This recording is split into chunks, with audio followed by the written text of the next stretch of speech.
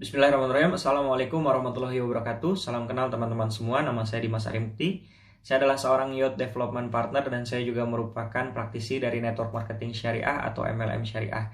Di video kali ini saya ingin sharing tentang halal haram MLM. Nah, barangkali di antara teman-teman juga ada yang bertanya, apakah saya boleh menjalankan MLM atau tidak?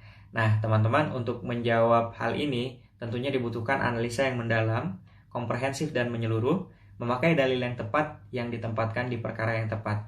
Karena kalau misalkan kita hanya melihat secara parsial, sebagian atau sepotong-sepotong, besar kemungkinan hukum yang dipakai juga hukum yang tidak tepat. Teman-teman sekalian, seperti yang kita tahu, kita nggak boleh menghalalkan yang haram, tetapi juga kita nggak boleh mengharamkan yang halal. Kenapa? Karena kalau misalkan itu sampai terjadi, besar kemungkinan kita bisa menutupi kesempatan banyak orang di luar sana untuk menikmati karunia yang telah Allah sediakan, yang mana itu sebetulnya boleh, itu sebetulnya halal. Jadi memang kita perlu hati-hati betul ya, menganalisa dengan dalam, menganalisa dengan tepat ya, dengan komprehensif, dengan menyeluruh gitu ya. Dan di video kali ini saya ingin sharing tentang apa yang saya pelajari, teman-teman ya. Baik, kita mulai ya. Kalau misalkan kita mulai dari kaidah fikih muamalah sendiri, muamalah itu semuanya boleh sampai ada dalil pengharamannya gitu ya. Artinya selama itu tidak ada yang diharamkan, selama itu tidak ada yang dilarang, maka boleh gitu ya. Nah, dengan kata lain, kalau kita sedang bermuamalah, kalau ada hukum syar'i yang dilanggar, maka itu jadinya nggak boleh. Nah, selama tidak ada hukum syar'i yang dilanggar, maka itu boleh gitu ya. Dengan kata lain, apapun namanya, mau itu MLM, mau itu network marketing, mau itu konvensional, mau itu apapun gitu ya, muamalah apapun, kalau ada hukum syar'i yang dilanggar, maka jadinya nggak boleh. Kalau misalkan nggak ada hukum syar'i yang dilanggar, maka jadinya boleh. Nah, terkait dengan MLM ini, sebetulnya sudah ada pedoman atau panduan yang bisa kita ikuti gitu ya. Nah, rujukan mana yang bisa kita ikuti? Tentu rujukan yang dikeluarkan oleh lembaga yang memiliki otoritas, lembaga yang memiliki kompetensi di bidang itu gitu ya. Tidak lain tidak bukan lembaga yang insya Allah bisa kita jadikan rujukan adalah Dewan Syariah Nasional dari Majelis Ulama Indonesia ya, atau kita singkat DSN MUI. Nah, ternyata DSN MUI juga udah mengeluarkan fatwa pedoman panduan ya untuk kita menjalankan MLM atau penjualan langsung berjenjang gitu ya. Nah, di sini ada 12 poin yang harus dipenuhi oleh perusahaan dan tentu kita jaga kalau misalkan kita ingin menjadi distributor dari salah satu perusahaan MLM gitu ya. Apa-apa aja poinnya? Nah, saya akan bacakan teman-teman. Yang pertama adalah perusahaan tersebut ada objek transaksi real yang diperdagangkan. Nah, ini penting banget ya. Jadi memang harus ada barang yang ditransaksikan, diperjualbelikan gitu. Kalau misalkan nggak ada barangnya, ya cuma rekrut-rekrut anggota doang, member get member gitu ya, dan anggotanya itu dapat bonus dari member yang gabung atau misalkan uang daftar yang disetorkan gitu ya, padahal nggak ada barang atau barangnya cuma fiktif atau kamuflase. Nah, ini jadinya nggak boleh gitu ya. Kemudian poin yang kedua, teman-teman, produk yang ditransaksikan itu harus produk yang halal, nggak boleh yang haram. Jadi MLM yang baik itu memang mengurus legalitas, mengurus sertifikasi halal dari produk-produk yang akan ditransaksikan. Kemudian yang ketiga, transaksi dalam perdagangan tersebut tidak mengandung unsur fiktif atau goror, spekulatif atau maisir, eksploitatif atau doror, menganiaya atau zulm, dan perbuatan dosa atau maksiat. Poin ketiga ini jelas penting banget ya, karena kita itu nggak boleh mencelakakan diri kita sendiri dan kita nggak boleh mencelakakan orang lain gitu ya. Kalau sampai ada unsur ini, maka membahayakan bagi konsumen, membahayakan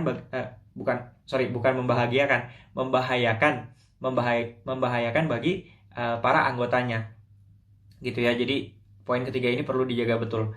Yang keempat, tidak ada kenaikan harga atau biaya yang berlebihan atau disebut juga dengan excessive markup, sehingga merugikan konsumen karena tidak sepadan harga dengan kualitas barangnya.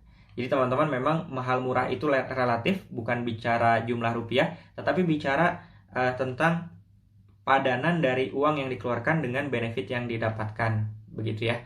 Jadi itu poin keempat. Poin yang kelima, komisi yang diberikan perusahaan kepada anggota, baik besaran maupun bentuknya, harus berdasarkan pada prestasi kerja nyata yang terkait langsung dengan volume atau nilai hasil penjualan barang atau jasa.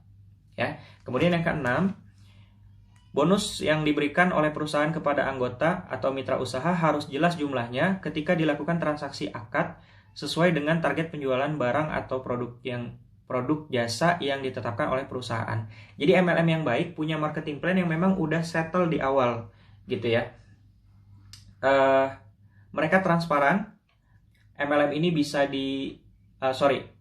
marketing plan ini bisa diakses oleh para anggotanya, dan juga ada training yang menjelaskan tentang ini gitu ya. Itu untuk poin ke-6. Poin ke-7, tidak boleh ada komisi atau bonus secara pasif yang diperoleh secara reguler tanpa melakukan pembinaan atau penjualan barang atau jasa. Ya, ini udah jelas ya. Poin yang ke-8, pemberian komisi atau bonus oleh perusahaan kepada anggota atau mitra usaha tidak menimbulkan igro. Nah, apa itu igro? Di sini dijelaskan bahwa igro itu adalah keranjingan atau menghalalkan segala cara demi terpenuhinya keinginan atau bonus yang besar. Itu gak boleh, teman-teman. Yang ke-9, tidak ada eksploitasi dan ketidakadilan dalam pembagian bonus antara anggota pertama dengan anggota berikutnya. Yang ke-10, sistem perekrutan keanggotaan, bentuk penghargaan, dan acara seremonial yang dilakukan tidak mengandung unsur yang bertentangan dengan akidah, syariah, dan akhlak mulia seperti syirik, kultus, maksiat, dan lain-lain. Yang ke-11, setiap mitra usaha yang melakukan perekrutan keanggotaan berkewajiban melakukan pembinaan dan pengawasan anggota yang direkrut tersebut. Yang ke-12, tidak melakukan kegiatan money game. Jelas ya, kalau misalkan money game itu udah fix banget, nggak boleh dijalankan gitu ya. Nah, itu adalah 12 poin yang perlu kita perhatikan betul-betul gitu ya. Tentu ketika kita menjalankan juga secara pribadi atau sebagai personal, kita juga perlu menjaga ini semua biar yang kita jalankan itu tidak melanggar batasan-batasan atau syariat yang telah ditentukan.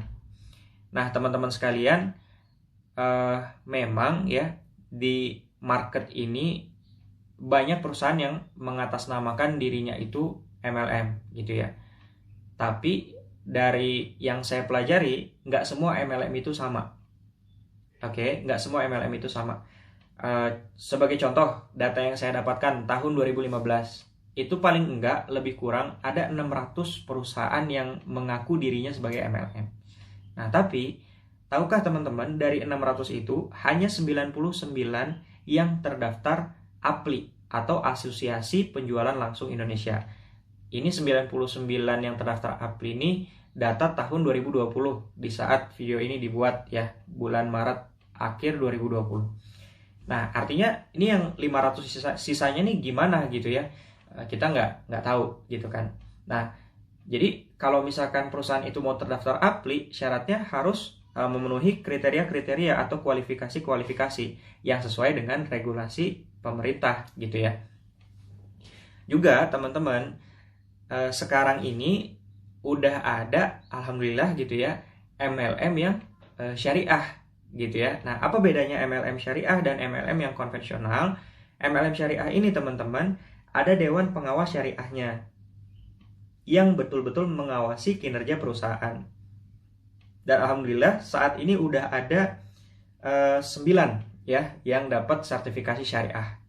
Nah, untuk 99 perusahaan yang terdaftar APLI, nanti websitenya saya taruh di deskripsi, teman-teman bisa cek langsung ke website resminya ya, website resmi APLI. Dan untuk 9 perusahaan yang tersertifikasi syariah secara bisnisnya, teman-teman juga bisa cek di deskripsi, nanti saya juga taruh di bawah.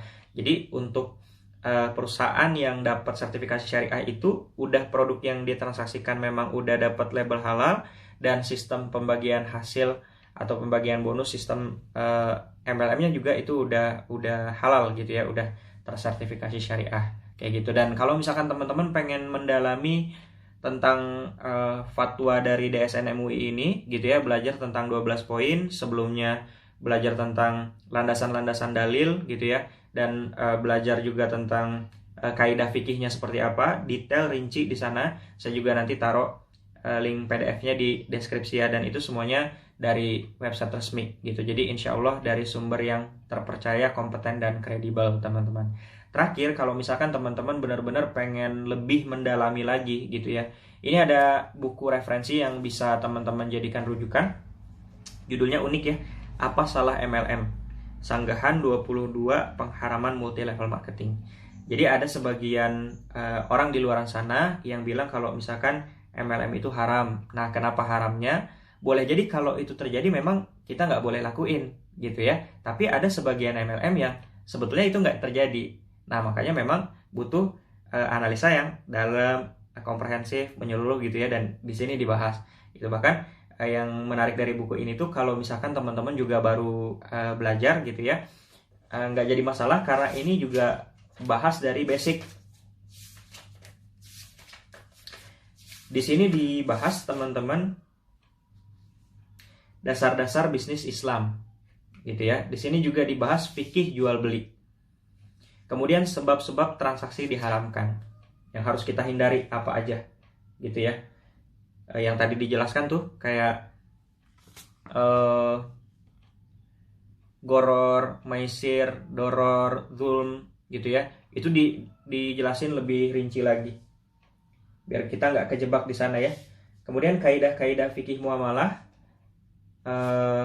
dan dijelasin tentang ada misalkan yang bilang haramnya karena ini itu ada 22 poin gitu ya, dan penjelasannya rinci atau sanggahannya rinci dijelasin di sini gitu ya.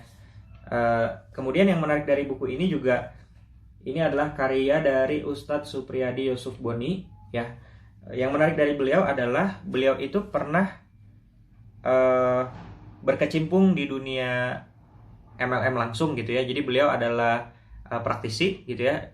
Bahkan beliau itu sempat membuat sistem MLM gitu. Jadi beliau tahu betul gitu ya apa yang beliau tulis di sini, dan juga beliau menguasai ilmu syariah. Nah, ini adalah paduan yang agak jarang gitu ya, karena seringkali kan ada orang yang dia praktisi MLM tapi mungkin kurang secara ilmu syariah gitu ya, atau misalkan dia ahli ilmu syariah tapi bukan praktisi, akhirnya tidak bisa melihat secara mendalam gitu ya. Atau misalkan dia pernah berkecimpung tapi di industri di perusahaan yang nggak baik gitu ya, padahal yang lain ada yang baik gitu kan. Nah, jadi itu ya teman-teman, referensi buku yang bisa teman-teman jadikan rujukan. Judulnya Apa Salah MLM, cetakannya Pustaka Al-Kautsar ya. Ini teman-teman bisa cari di online, insya Allah banyak juga ya. Nah, teman-teman, barangkali itu yang bisa saya bagikan. Wallahu a'lam bishawab ya. Yang benar dari Allah, yang salah dari khilafnya saya. Kesempurnaan hanya milik yang maha sempurna, Allah subhanahu wa ta'ala. Mudah-mudahan video ini bermanfaat buat teman-teman semua. Mohon maaf lahir batin untuk segala kata-kata yang kurang berkenan. Barakallahu fikum. Assalamualaikum warahmatullahi wabarakatuh. Sampai ketemu di video berikutnya.